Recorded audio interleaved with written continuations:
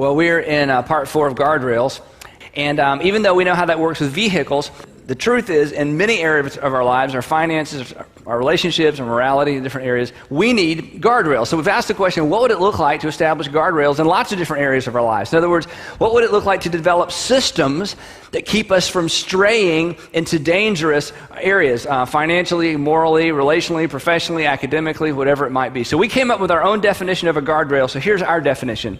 It's a standard of personal behavior, which means it's a behavior that you choose for yourself, a standard of personal behavior that becomes a matter of conscience. And so what we've talked about in these last few weeks is what would it be like if we created standards of behavior, that is, this is what I will and won't do, we just come up with them on our own, and we so tune our conscience into those that when we begin to break our own standard, our conscience lights up, and it keeps us from living on the brink of disaster. Again, morally, physically, relationally, with our health, whatever it might be. Now, this whole idea of guardrails is nothing new. In fact, the idea of setting personal standards is nothing new.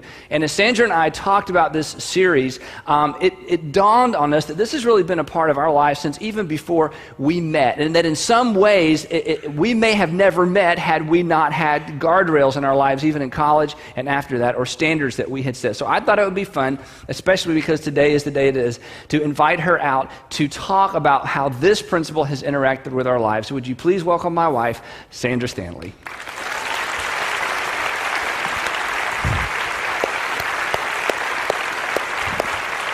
Doesn't enjoy public speaking, but as you're about to discover, she does a delightful job. Another relational guardrail that we've had in place has been our community group. We've been in community groups for 18 of our 22 years of marriage, and we wouldn't change that for anything. I don't think we will ever go without being in a community group of some sort.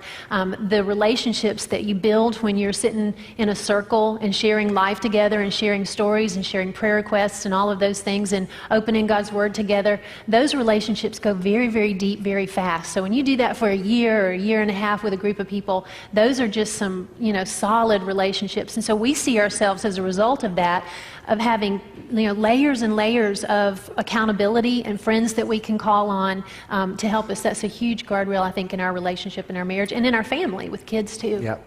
And I've always felt like, because of the nature of what happens in a community group, because in community group, as Sandra said, you invite people in to that part of your personal walk with God, your standards and those kinds of things. So I feel like she's always had, half a dozen or more guys men that she could call at any time if she felt like I was drifting off in some unhealthy habit or in some bad relational direction. There's a group of people that we've been in relationship throughout these years together. And so again, it's just a guardrail. It's just a measure of safety that unfortunately I know a lot of people don't have, a lot of couples don't have. But it's one of those things you pre-decide and I make. And for singles too. Definitely for singles. And really we had groups like that before we were married, before we met.